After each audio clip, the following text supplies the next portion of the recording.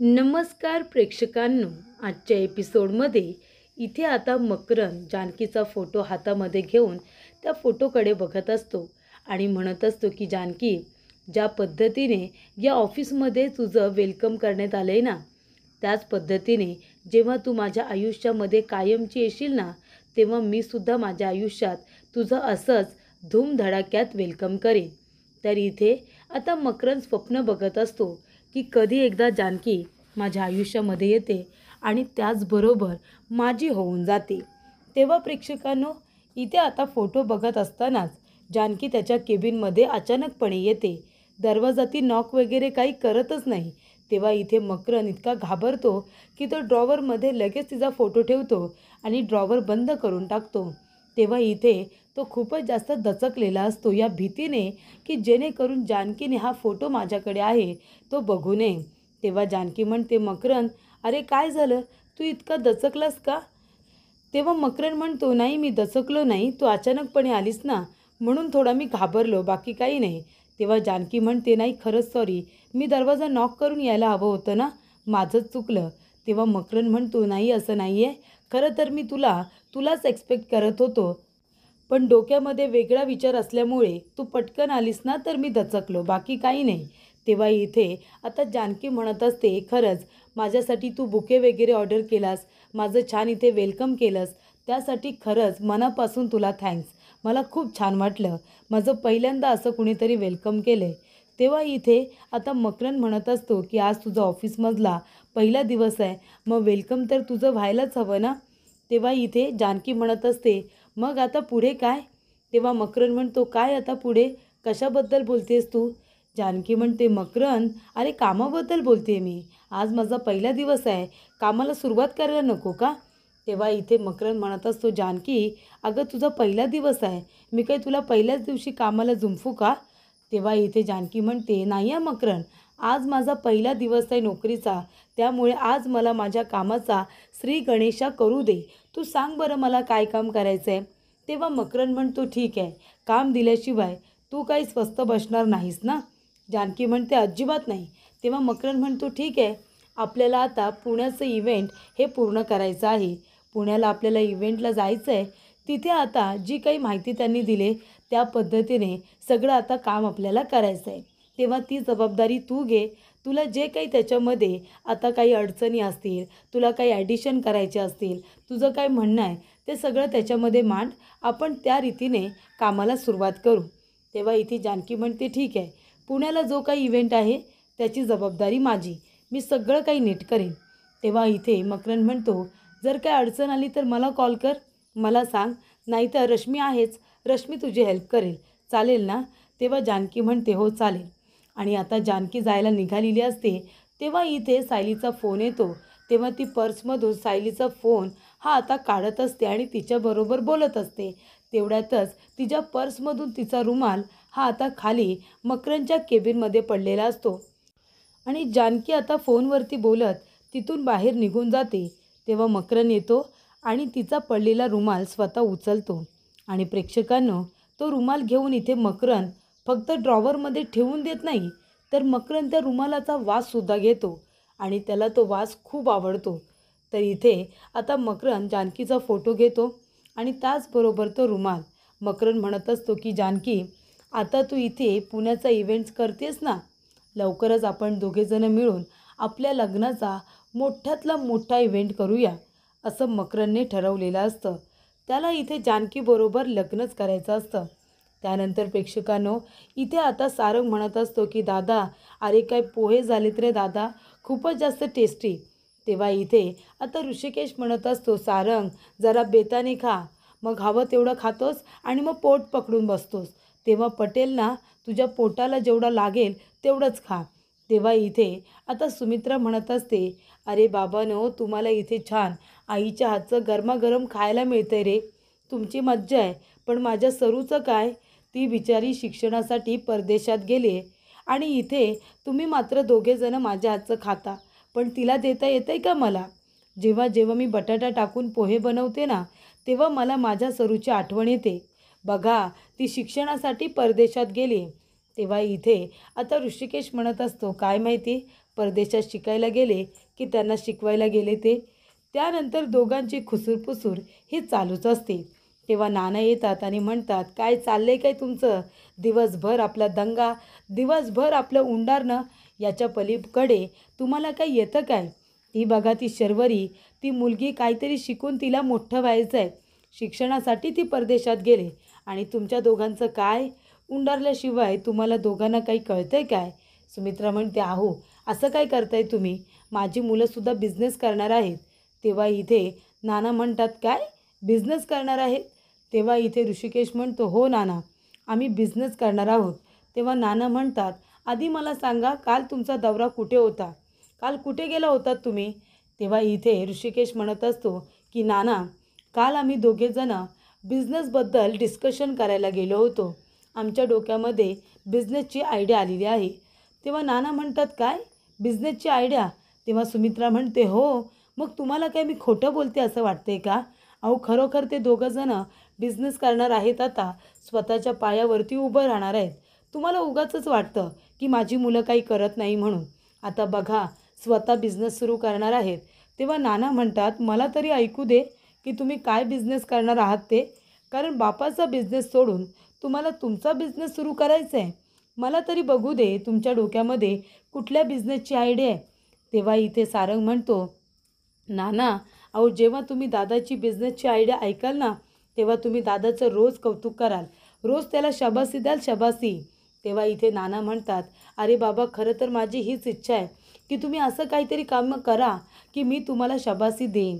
पण तसं तर मला काहीच करताना दिसत नाही तुम्ही. आयडिया सांगा, बिझनेसची आयडिया सांगा. तेव्हा इथे नानांना ऋषिकेश म्हणत असतो की नाना, मला आपल्या मुळशीमध्ये इथे थिएटर टाकायचं आहे. तेव्हा नाना म्हणतात, काय थिएटर? हा बिझनेस आहे का तुझा? नानांना आता ठसकाच लागतो. तेव्हा ऋषिकेश, सारंग दोघेजणं नानांना पाणी प्यायला देतात. नाना म्हणतात, तुला थिएटर सुरू करायचं आहे? ऋषिकेश म्हणतो, हो, कारण आपल्या मुळशीमध्ये फक्त 2च थिएटर आहेत आणि त्याच्यामध्ये सुद्धा दोन्ही थिएटरला जास्त हिंदी सिनेमे लागतात. मराठी सिनेमे कुठे लावायचे?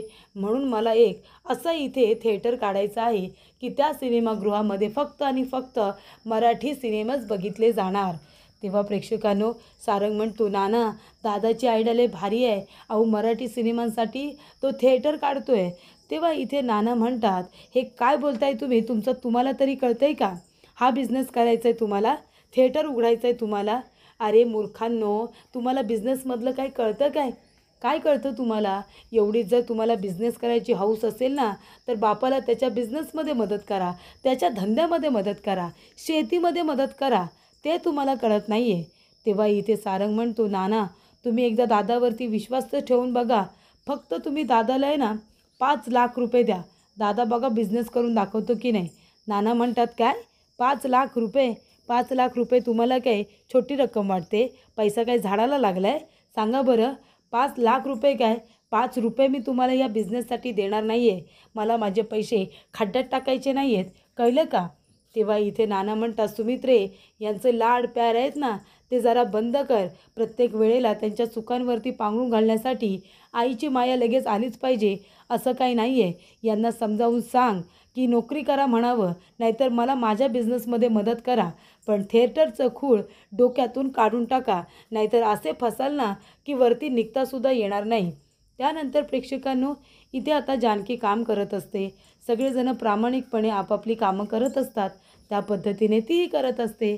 तेव्हा रश्मीबरोबर काही गोष्टींसाठी डिस्कशन करायला जाते.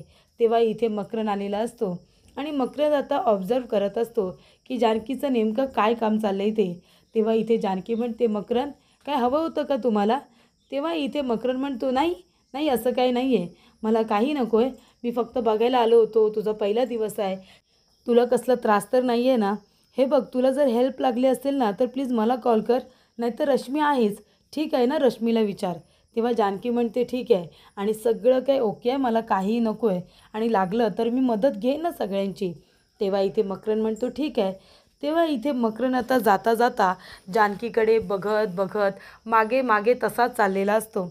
आणि आता तिच्याकडे बघत असताना तो दारापाशी पोचतो आणि जोरात त्याला दाराचा धक्का लागतो. तेव्हा प्रेक्षकांनो, जानकी म्हणते, मकरन, तू ठीक आहेस ना? तेव्हा मकरन म्हणतो, हां, मी एकदम ठीक आहे. करा करा, तुम्ही तुमची कामं करा. त्यानंतर प्रेक्षकांनो इथे आता सुमित्रा म्हणत असते, अरे ऋषिकेश, नाना तुला इथे पैसे देण्यासाठी नकार देत आहेत. कारण त्यांना माहिती आहे, त्यांचा अनुभव जास्त आहे. त्यांना या सगळ्यातले खाच खळगे माहिती असतील ना. तू जर पैसे खर्च केलेस आणि जर बिझनेस बुडाला तर नानांना एवढी मोठी रिस्क घ्यायची नाही आहे, म्हणून ते पैसे द्यायला नकार देत आहेत ना. तेव्हा इथे ऋषिकेश म्हणत असतो, आई अगं पण तरीसुद्धा नानांनी बिझनेससाठी नाही कशाला म्हणायचं. हे पैसे काय मी त्यांच्याकडे उडवायला मागतोय का? बिझनेससाठी मागतोय ना. आई तू बघ, आता जर नानांनी पैसे दिले असते आणि मी जर आपल्या मराठी सिनेमांसाठी थिएटर टाकला असता तर आपल्याला फायदाच झाला असता ना. काही दिवसांनी चांगले पैसे गाठीशी आले असती. आधी छोटासा बिझनेस सुरू केला असता आणि मग जसा जसा आपल्याला फायदा झाला असता, प्रॉफिट झाला असता, मग आपण जास्तीचे पैसे खर्च करून मोठा थिएटर टाकला असता. पण आता जाऊ दे, आता माझं स्वप्न स्वप्नच राहील. चल रे सारंग. तेव्हा सुमित्रा म्हणते, नाही थांबा, तुम्ही दोघेजणं कुठेही जायचं नाही. मी आहे ना, मी तुम्हाला पैसे देईन. तुम्हाला बिझनेस सुरू करायचा आहे ना, थांबा. तेव्हा इथे ऋषिकेश म्हणतो, आई अगं पण तू एवढी रक्कम कुठून देशील? तेव्हा सुमित्रा म्हणते, हे घे पैसे, हे आपल्या शेतीचे पैसे आहेत. नाना कालच माझ्याकडे देऊन गेलेत. हे बा आता सध्या तरी शेतीची काही कामं नाही आहेत, त्यामुळे पैसे नाही लागणार. तू मला थोड्या दिवसांमध्ये तू जास्त पैसे कमावलेस की थोडे थोडे करून परत देशील ना, मग तेव्हा मी ते पैसे कपाटामध्ये ठेवेन आणि नानांना परत देऊन टाकेन. मग तर चालेल ना. तेव्हा इथे ऋषिकेश म्हणतो, आई अगं पण तू नानांना न विचारता मला पैसे का देतेस? नाना उगाच रागवतील तुझ्यावरती. तेव्हा सुमित्रा म्हणते, नाही रे, ते माझ्यावरती नाही रागवणार. पण हे पैसे तुम्ही घ्या आणि तुम्हाला जसा हवा तसा बिझनेस सुरू करा आणि मग एकदा का तुमचा प्रॉफिट झाला की थोडे थोडे पैसे करून मला परत करून टाका, मग तर चालेल ना. तेव्हा इथे ऋषिकेश म्हणतो, थँक्यू आई, थँक्यू सो मच. आता तू बघच तुझा मुलगा कसा यशस्वी होतो ते. त्यानंतर प्रेक्षकांनो इथे जानकी आता रश्मीला म्हणत असते, हे बघ रश्मी, आता आपण इव्हेंटमध्ये सगळं काही आपणच करतो. संगीत, मेहंदी ही सगळी तयारीसुद्धा आपणच करतो ना. मग संगीतमध्ये जे काही आपण डान्स वगैरे ठेवतो त्याचे पैसे इथे ॲड नाही केलेत. ते पैसेसुद्धा ॲडिशन झाले पाहिजे ना. मला असं वाटतं की आपल्या कंपनीचं नुकसान होता कामा नये. संगीतची तयारीसुद्धा सगळी जर आपल्यालाच करायची आहे तर मला असं वाटतं त्याचे पैसे आपण ॲड केले पाहिजे. तेव्हा रश्मी म्हणते, ठीक आहे, सरांनी ते पैसे ॲड केलेत की नाही ते बघायला हवं. त्यासाठी सरांनी इथे जे काही स्ट्रक्चर तयार केलं असेल, ती फाईल असेल ज्याच्यामध्ये सगळ्यांनी सगळं काही नमूद केलं असेल. ती म्हणते, आणतेस का तू जरा फाईल? रश्मी म्हणते, सॉरी यार जानकी, मला खूप काम आहे. तू जा ना, तू सरांच्या केबिनमधून ती फाईल घेऊन ये आणि क्रॉस चेक कर की सरांनी संगीतचे पैसे त्याच्यामध्ये ॲड केलेत की नाही. आणि जर नसतील केले तर आपण करूया आणि सरांनासुद्धा सांगूया, कारण ते आपलंसुद्धा काम आहे ना, असं जानकी म्हणते. त्यानंतर इथे जानकी आता आलेली असते मकरंदच्या रूममध्ये आणि ती शोधाशोध करत असते. तेव्हा प्रेक्षकांनो इथे आता तिला पुण्याची फाईल काही मिळत नसते. जानकी म्हणत असते, हे काय फाईल का मिळत नाही आहे, कुठे ठेवले मकरंदने? तेव्हा इथे मकरंद आता बाहेर फोनवरती बोलत असतो. तो म्हणत असतो की मी मीटिंग जी आज ठेवली होती ती मला करता येणार नाही आहे. खरं तर मी खूप बिझी आहे कामामध्ये. आपण उद्या करूया का ती मीटिंग? नाही, आज आपण भेटणार होतो पण आज मला जमणार नाही आहे. आपण ती मीटिंग उद्या करूया. तेव्हा इथे मकरंदच्या केबिनमध्ये शोधाशोध करत असताना इथे आता जानकी त्याच ड्रॉवरला बरोबर हात लावते ज्या ड्रॉवरमध्ये मकरंदने जानकीचा फोटो ठेवलेला असतो आणि तिचा रुमाल. तेव्हा इथे मकरंदचं फोनवरती बोलून झाल्यानंतर मकरंद आता आतमध्ये येतो. बघतो तर काय, जानकी इथे ड्रॉवर उघडतच असते. तेवढ्यातच मकरंद जोरात ओरडतो आणि म्हणतो, जानकी. तेव्हा जानकी घाबरते आणि तिचा पाण्याच्या ग्लासला हात लागतो आणि पाण्याचं ग्लास हे खाली पडून आता फुटतं. तेव्हा इथे जानकी म्हणते, सो सॉरी मकरंद, अरे मी इथे पुण्याच्या इव्हेंटची फाईल शोधायला आले होते. वरतीच ठेवायला हवी होती ना, पण ती नाही सापडली म्हणून मी शोधत होते. पण तू जेव्हा जोरात ओरडलंस ना तेव्हा त्या ग्लासला माझा हात लागला आणि म्हणून तो खाली पडून फुटला. सॉरी यार. तेव्हा मकरंद म्हणतो, नाही जानकी, तू का सॉरी म्हणतेस? अगं मला कळलंसुद्धा नाही की मी इतक्या जोरात का ओरडलं ते. तेव्हा जानकी म्हणते, बरं ठीक आहे, काही हरकत नाही, मी न विचारतासुद्धा आले होते ना. तेव्हा मकरंद म्हणतो, जानकी यापुढे तुला जे हवं असेल ना ते प्लीज विचार तुम्हाला, मी तुला ते देईन. जानकी म्हणते, बरं ठीक आहे आणि सॉरी या, मी पिऊला पाठवते सगळं क्लीन करायला, खरंच सॉरी. तेव्हा प्रेक्षकांनो इथे आता ऋषिकेश आलेला असतो थिएटरमध्ये आणि तो थिएटरच्या माणसाला हवे तेवढे पैसे देतो आणि म्हणतो की या थिएटरला हाच पिक्चर लागला पाहिजे, कळलं का? तोच पिक्चर लावायचा जो मी तुला सांगतोय. तेव्हा इथे आता ऋषिकेश म्हणत असतो की आता सगळ्यांना कळेल काय आहे ती या ऋषिकेशची हवा. माझा बिझनेस काय आहे ना ते आता लवकरच सगळ्यांना कळेल. तेव्हा इथे सारंग म्हणतो, दादा अरे बघ तू, आता तुझा बिझनेस इतका वाढतो ना की प्रत्येक थिएटरला सगळेजण मराठी सिनेमाच लावतील. इतका मराठी सिनेमा चालणार आहे आता. तेव्हा इथे नाना येतात आणि म्हणत असतात, सुमित्रे, ए सुमित्रे, अगं ते शेतीचे पैसे जे मी तुझ्याकडे ठेवायला दिले होते त्यातले थोडे पैसे मला दे ना. तेव्हा इथे सुमित्रा म्हणत असते, अहो कशाला हवेत ते पैसे तुम्हाला आता? तेव्हा नाना म्हणतात, अगं सुमित्रे, आपले जे गोपालदादा आहेत ना त्यांना पैशांची थोडी अडचण होती म्हणून ते पतपेढीमध्ये आले होते. मी त्यांना म्हणालो होतो की मी तुम्हाला पैसे देईन म्हणून. तेव्हा ते आता पैसे मागायला आले होते म्हणून त्यातले थोडे पैसे दे. मी त्यांना कबूल केलं होतं पैसे देईन म्हणून, त्यांना ते पैसे देऊ दे. सुमित्रा घाबरते कारण ते सगळे पैसे सुमित्राने ऋषिकेशला बिझनेससाठी दिलेले असतात. तेव्हा इथे सुमित्रा म्हणत असते, अहो मग तुम्ही लगेच कशाला पैसे देताय? काय हो तुम्ही सारखे सारखे लोकांना मदत करत असता? नाना म्हणतात, सुमित्रे अगं असं काय करतेस? जेव्हा आपण थोडे नावारूपाला आलो, आपली परिस्थिती सुधारली, तेव्हा काय झालं होतं सांग बरं? तू मला म्हणाली होतीस ना की आता आपली परिस्थिती सुधारली तर आपल्या दाराशी जर कोणी आलं पैशांची मदत वगैरे मागायला तर आपण पैशांची मदत करायची म्हणून, कधी कुणाला रिकाम्या हाताने पाठवायचं नाही असं तूच म्हणाली होतीस की नाही? तेव्हा प्रेक्षकांनो, जानकी म्हणते, अहो हो मीच बोलले होते, पण आता एक काम करा, तुम्ही सांगा की 2 दिवसानंतर पैसे देईन म्हणून. सांगा त्यांना 2 दिवसात देतो आहे म्हणून, नका काळजी करू. तेव्हा इथे सुमित्रा आता लगेच ऋषिकेशला फोन करते आणि म्हणते, ऋषिकेश अरे कुठेच बाळा तू? तेव्हा ऋषिकेश म्हणतो, आई ज्या कामासाठी तुझ्याकडून पैसे घेतले होते ना त्याच कामासाठी इथे आलो आहे. आई आता बघच तू कसा प्रॉफिट होईल आपल्याला.